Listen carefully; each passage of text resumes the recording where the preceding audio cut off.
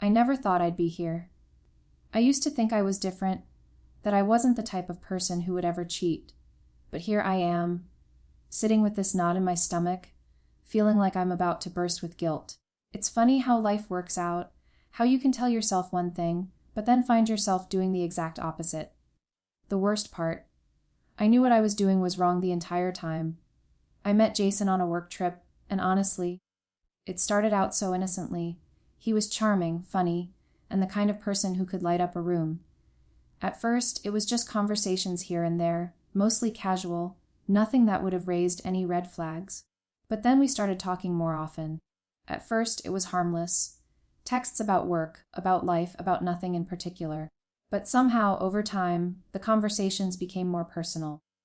I started opening up to him in ways I hadn't with anyone else in a long time. I don't even know when it happened, but one night, we found ourselves having drinks after a conference. I was tipsy, laughing too much, and the next thing I knew, he leaned in and kissed me. It wasn't planned. It wasn't something I had even thought would happen. But it did. And it felt good. Really good. Maybe too good, because after that, I couldn't stop thinking about him. And I felt guilty, of course, but also excited, like I had found something in myself that I had long since forgotten. I wasn't looking for a way out of my marriage. At least, that's what I kept telling myself. My husband, Tom, had been great, at least on the surface. He worked hard, provided for us, and was always there when I needed him. But there was something missing between us. The spark had gone out. The connection, the passion, all of it was gone. And I convinced myself that it was just the way things were after years of being together. Life happens, you know. People change. Or so I thought. Jason and I continued seeing each other in secret. I wasn't proud of it, but I couldn't help myself. The chemistry was undeniable. Every time I saw him, every time we talked, I felt alive again. The problem was that I was living two lives, one with my husband and the other with Jason, but I kept telling myself it was just a fling, a temporary thing. Nothing serious. It was just for fun, right? But deep down, I knew I was lying to myself. I started getting careless. It was hard to hide the excitement in my voice when I came back from seeing him. Tom noticed. He always did. I wasn't good at pretending, especially when I felt so guilty all the time. But he never said anything. I guess he just assumed I was caught up in work or something. He didn't ask, and I didn't volunteer the truth. We didn't talk about it. And I kept telling myself it was okay as long as no one found out. It wasn't until that night when everything changed. The night when Tom finally found out. It happened during a simple phone call. I had been talking to Jason, just like we always did, and I forgot to turn off the speakerphone when I went to the kitchen to grab a glass of water. I didn't realize Tom had come into the room until I heard him stop dead in his tracks behind me. I turned around, and there he was, staring at me with a look I couldn't read. It wasn't anger at first. It was more like disappointment. A kind of quiet, devastating realization that he knew. I didn't even have to say anything. The silence between us was enough. I don't know how long we stood there. Time seemed to stretch out, and for a moment, I felt like the whole world had stopped. Tom finally broke the silence, his voice low, almost in disbelief. "How long?" he asked. His words were simple, but the weight of them crushed me. I didn't have an answer. What could I say? How could I explain the mess I had made?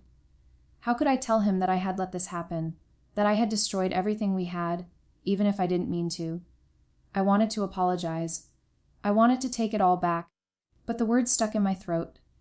I just stood there, feeling stupid, ashamed, and completely exposed. Tom didn't yell at me. He didn't call me names or lash out like I expected. Instead, he just looked at me for a long time, like he was trying to figure out what to do next. I could see the hurt in his eyes, but there was something else there too. Something colder. I thought I could control this. I thought I could manage it, hide it, and keep it all from falling apart. But I was wrong. I hadn't been careful enough, and now I was going to have to face the consequences. The hardest part wasn't the act of cheating itself. It was the realization that I had betrayed someone I cared about, someone who had trusted me. And now it was all out in the open. There was no turning back. The days after it happened were some of the hardest of my life. I thought I'd prepared myself for the worst, but nothing could have prepared me for what came next. Tom didn't explode at first, but I could feel the tension between us, thick and suffocating. The silence was deafening, and the guilt gnawed at me every second. He didn't yell. He didn't cry. He just withdrew, and that hurt more than anything. I tried to talk to him, tried to apologize, but every time I opened my mouth, the words felt hollow. I knew I had broken something, and no apology could fix it. Tom wasn't the kind of guy to demand answers or make a scene, but he was the kind of man who expected respect. And I had failed him.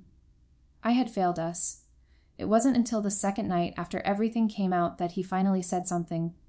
We were sitting at the kitchen table, both of us picking at our food, avoiding each other's gaze. The tension between us was so thick I could barely breathe. Then, finally, Tom spoke. "Do you love him?"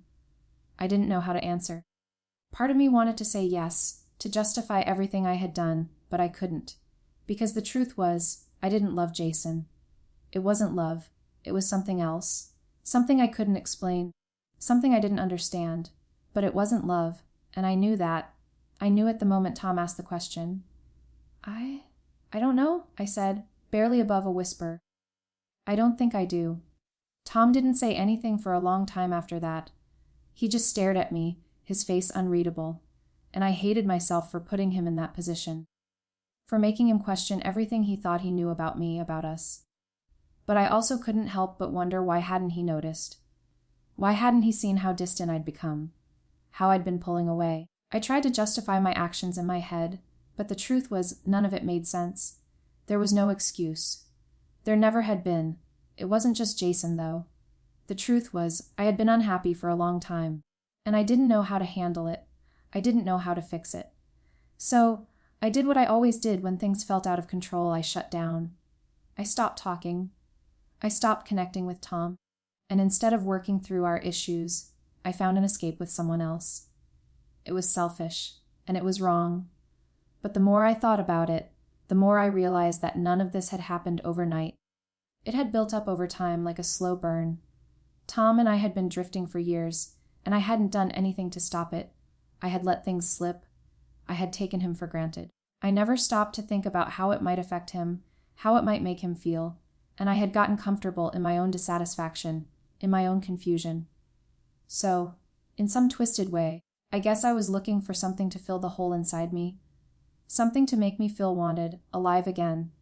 And Jason had been there, offering that. But looking back, I see how ridiculous it was. How much I was lying to myself. I wasn't looking for Jason. I was looking for a way to avoid facing the real issues, to avoid dealing with my own unhappiness. But that wasn't something I could keep ignoring forever. Tom eventually broke his silence, but it wasn't in the way I expected. He didn't tell me how much I had hurt him. He didn't accuse me of destroying everything we had. Instead, he just said, "I want you to leave." And those words, they hit me like a ton of bricks. I felt everything in that moment. The shock, the pain, the shame. It wasn't that I was surprised. I knew this was coming. But hearing him say that he didn't want me anymore, made everything real. And in that moment, I realized how much I had taken him for granted. How much I had messed up. I had been so focused on what I was missing, on what I thought I needed, that I never stopped to think about what I was destroying in the process. "I understand," I said quietly, but even I could hear how empty the words were. I packed a bag that night, almost in a daze. I don't even remember the specifics. It felt like I was watching myself from the outside, like I was on autopilot. I didn't know what to do or where to go. I couldn't stay at the house, of course, but the idea of leaving everything, leaving Tom, felt like an impossible decision. How had I gotten here? I tried to talk to Jason that night.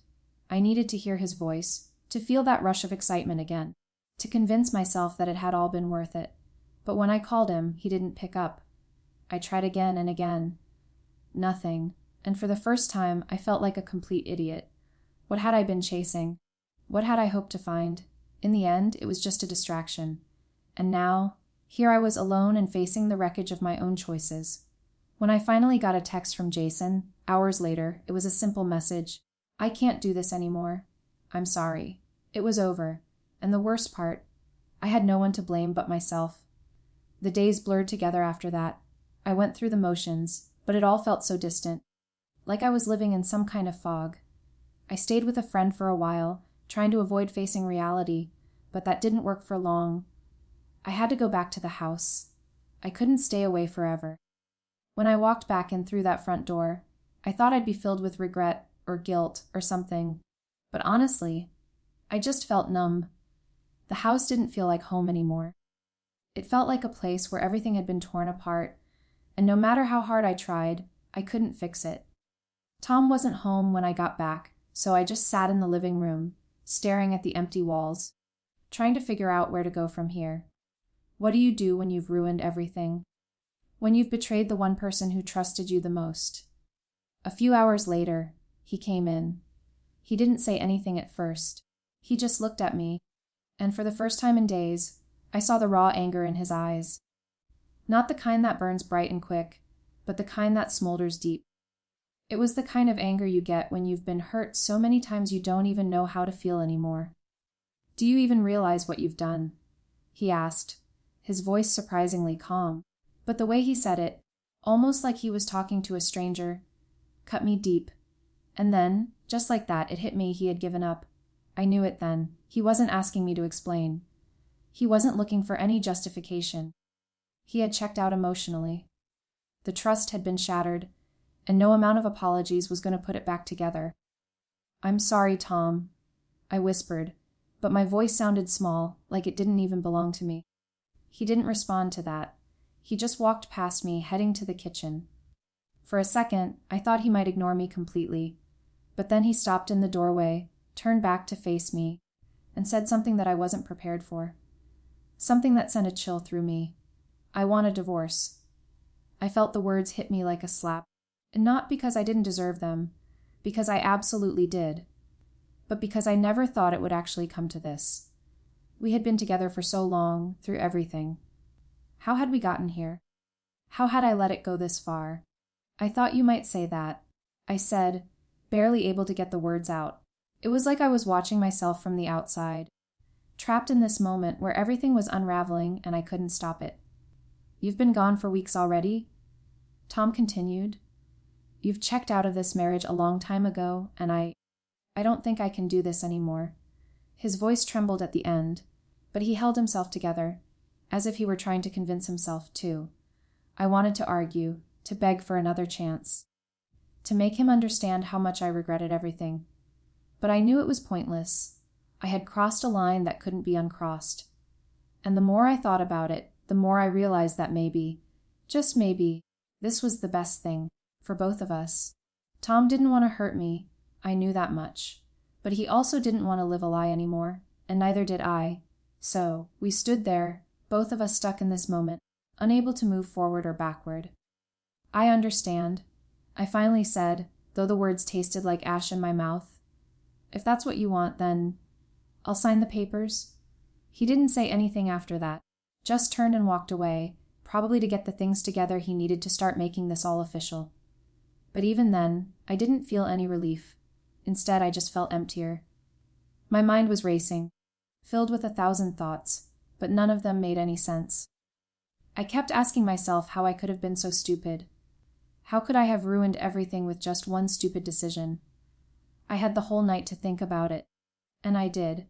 I thought about how Tom had always been there for me, how he had loved me, and I thought about how Jason, the person I thought was an escape, had walked away without a second thought. It had been nothing, no relationship, just a moment of excitement that meant nothing in the grand scheme of things. I had believed the lie.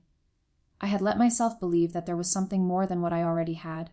But I was wrong. And now, I had nothing left. The next day, Tom came home with the papers. He didn't make a scene. He didn't yell. He just handed them to me with that same calm look on his face. And I signed them. It was over. I had never felt so alone in my entire life. The weeks that followed felt like I was living in a dream. A nightmare, actually. Everything was in slow motion, and nothing seemed real anymore. I signed the divorce papers. I moved out. And Tom, well, he didn't make things easy for me, but he didn't make them hard either. He was cold, detached, and distant. I couldn't blame him. He had every right to be, but it hurt more than I ever imagined. His indifference stung far more than any argument, any confrontation could have. I thought about reaching out, texting him, anything to make him understand how sorry I was. But I didn't. I couldn't. I had done enough damage. I wasn't sure what I was hoping for. An apology from him. For him to say it wasn't really my fault, to absolve me of what I had done. That was foolish. This was my mess, and I was the one who had to clean it up. I found a small apartment. It wasn't much, but it was mine. I hated it. The walls were bare, the air was still, and it was so lonely. It's strange how much space one person can take up in your life, and then how quickly that space empties when they're gone. I didn't even know how to live alone anymore. I didn't know who I was without Tom, without the life we had built together. But I was about to find out. The first couple of weeks were the hardest. I kept replaying everything in my mind. How had I let this happen? How had I let myself fall so far? I couldn't make sense of it. I thought back to the moments when I'd felt alive with Jason. The fleeting rush, the excitement, the way he made me feel special in a way I hadn't felt in years. But then I realized it was just that. Fleeting. Nothing real. And when Jason left, just like that, with nothing but a text, I understood. I had used him just as much as he had used me. I didn't feel anger toward him, though. It was more disappointment. He hadn't even tried to make me feel like I mattered. He didn't care. And I had to face the fact that I had used him as an escape from the pain of my own life. And he had let me, just like I let myself get carried away. I called my mom a few days after everything had settled. I needed someone to talk to, someone who would listen without judgment, even if I didn't deserve that comfort. She was always there for me, no matter what. I don't think she ever understood what I was going through, but she never turned her back on me. She listened, even when I didn't deserve her kindness. I don't know what to do, Mom. I said on the phone. I messed up. I ruined everything. Tom, Jason. I don't know how to fix this. You can't fix it, honey, she said softly. What's done is done, but you can learn from it. You have to face it, really face it, before you can move forward. You can't keep running away from your mistakes. I didn't like hearing that, but it was true. The truth always hurts, doesn't it? And in that moment, I realized I had been running for so long. From Tom, from myself, from the issues that were brewing in my marriage. I had ignored the cracks that had been forming, thinking they would just go away. But they didn't.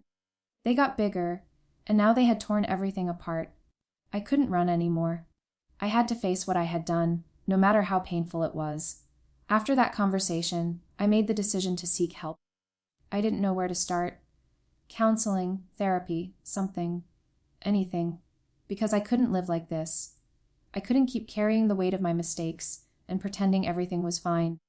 The guilt and regret were suffocating. So I made the first step toward trying to understand myself, why I had made the choices I did, and how I could avoid repeating them in the future. I started seeing a therapist. It was awkward at first. I hated talking about myself, hated admitting all the ways I had failed. But slowly it helped. I learned about why I had sought validation from someone else. I had neglected the relationship I had with Tom for so long that I had forgotten how to communicate, how to connect. And instead of fixing it, I ran. I looked for something temporary to fill a hole I didn't know how to heal. And in the process, I destroyed everything. It was painful to face all of that. But I had to. I couldn't keep pretending anymore. I couldn't blame anyone else for my actions. I was the one who had made the choice. I was the one who had taken that first step down this road. No one forced me to do it. As time passed, I began to see the change in myself. It wasn't fast. It wasn't easy. But it was real. I wasn't the person I had been when I walked into this mess, and I wasn't sure who I was becoming. But I knew I was trying to become someone better. Someone who could own up to her mistakes and learn from them. Eventually, I heard from Tom again. It wasn't a conversation I was ready for, but it came. He had moved on in his own way. He didn't hate me, but he had closed that chapter of his life. And as painful as that was, I understood. I had hurt him beyond measure. He couldn't keep holding on to something that wasn't there anymore. And honestly, neither could I. We spoke briefly, mostly about the logistics of the divorce, about the house and the things we needed to sort out. But there was no anger in his voice, just sadness. I could hear the finality in his words, and I realized then that I had lost him. For good. But maybe that was for the best. I don't expect forgiveness. Not from Tom, not from anyone. I hurt people who didn't deserve it, and no apology can change that. But I've learned a lot about myself over the past few months. I've learned that running away from your problems only makes them worse. I've learned that what I had with Tom was something real, something worth fighting for. But I wasn't ready to fight. And by the time it was too late. All I can do now is move forward, try to heal, and never forget the lesson that this whole mess taught me. That we can't take the people we love for granted. We can't destroy the good things in our lives. No matter how much we think we need an escape. And I'll never make that mistake again.